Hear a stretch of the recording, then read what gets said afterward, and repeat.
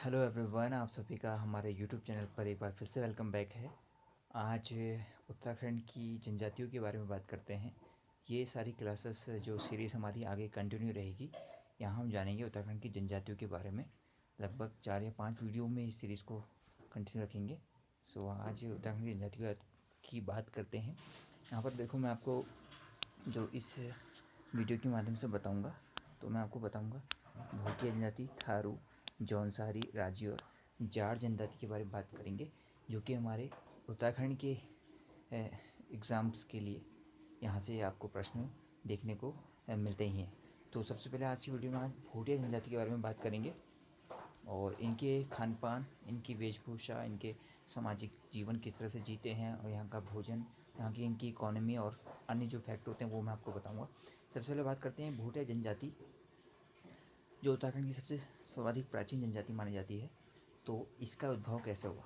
तो इसे महा हिमालय की सर्वाधिक आबादी वाली जनजाति भी कहा जाता है। अर्ध घुमंतु जनजाति भी कहा जाता है, क्योंकि एक रात के वंशज अपने को मानते हैं, तो इसलिए इन्हें प्राचीनतम जनजाति भी कहा जाता है। और खस राजपूत भी इनका एक नाम था।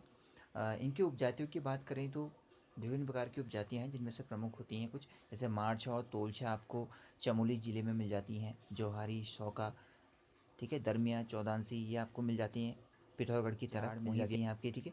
और जेठरा व छापड़ा मिल जाती हैं। बखरिया भी जिन्हें बोला जाता है। तो ये इनकी उपजातियाँ हैं और इनकी कुछ 6 बोलियाँ भी थी। मुख्यतः तिब्बती बर्मी भाषा परिवार की थी ये भोटिया शौका। तो इसको भी पढ़ेंगे अभी। तो 6 बोलियाँ थी इनकी।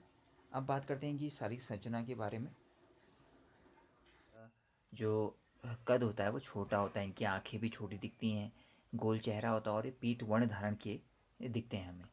और बात करें अब इनकी वेशभूषा की बात करते हैं, तो इनका कुछ पुरुष का परिधान है, कुछ महिला का परिधान है, उनको जानते हैं।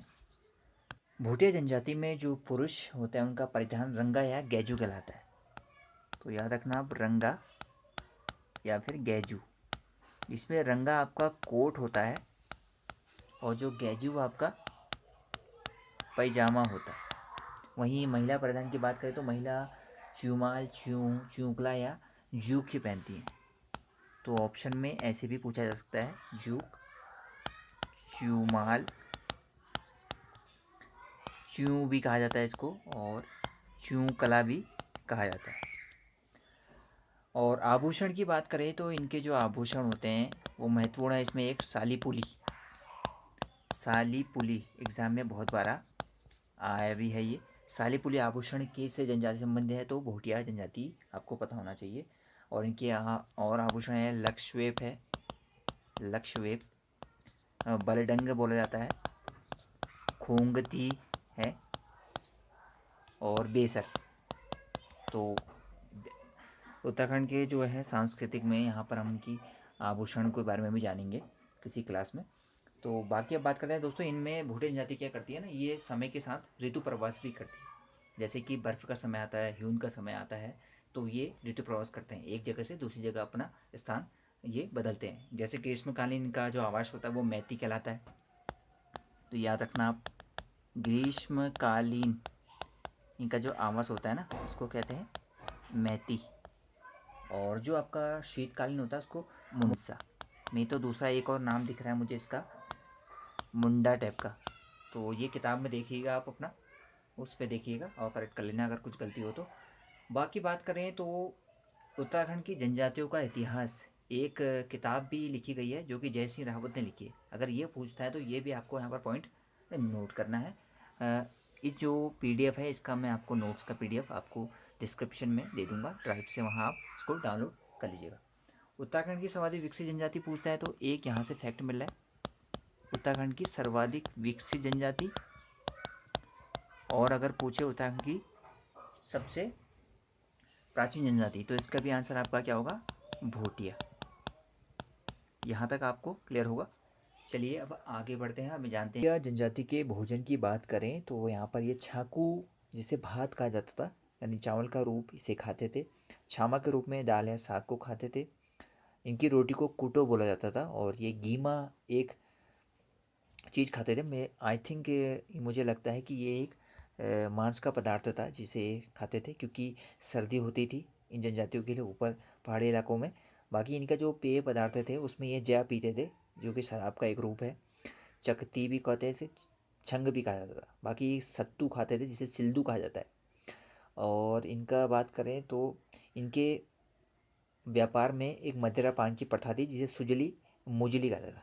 तो इसको याद रखना, सुजली और मुजली अगर पूछता है एग्ज़ाम में तो ये इनका क्या था, व्यापार का एक प्रथा थी। ठीक है, जैसे आपस में जब तिब्बत के साथ व्यापार करते थे भूटिया जनजाति के लोग, तो उस समय किसी चीज़ या वस्तु के बदले वहाँ पर उन्हें कुछ विशेष मदिरा होती थी जिसको पीना ज़रूरी होता था ताकि व्यापार आपस में करा जा सके।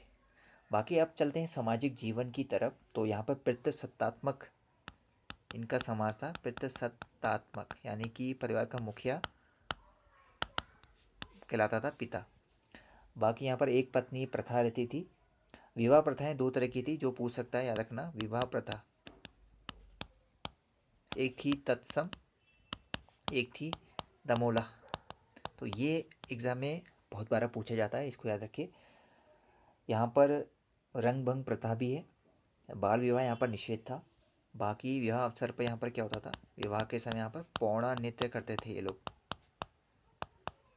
बाकी और भी हैं, जैसे कि जेठ पूजई है, लोहसर त्यौहार है, सूरगेन त्यौहार है। तो ये सब भूटिया जनजाति के त्यौहार हैं, तो इन्हें भी आप लिख लीजिए, लोहसर और सूरगेन।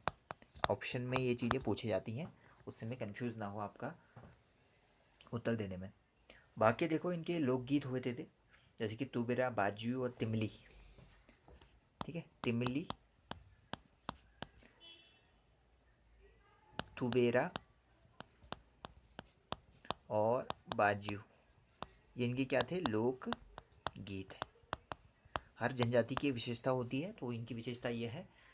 और यहाँ पर एक महत्वपूर्ण कंडाली उत्सव मनाया जाता है जो कि प्रत्येक 12वें वर्ष उत्तराखंड में मनाया जाता है। और एक गबला देव उत्सव भी मनाया जाता है। इनके जो देवता हैं वो भूमियाल आते हैं, ग्वाला हैं, बैगरैग है, चिम है, कैलाश पर्वत को माना जाता है, घंटाकर्ण है। और पशु रक्षक यानी इनके जो पालतू जानवर थे उनकी रक्षा के लिए सिद्धवा इनके देवता थे। बाकी धूर्मा देवता वर्षा के देवता भी थे। तो ये चीज़ें आप सब नोट कीजिएगा। बाकी मृतक आत्मा की शांति के लिए कौन संस्कार करते थे, कुछ विशेष प्रथा। यहाँ पर अलगोजा यंत्र मुंह से बजाया जाता था, जो कि वाद्य यंत्र में आपको बताऊंगा। हुड़के का प्रचलन भी यहाँ पर था।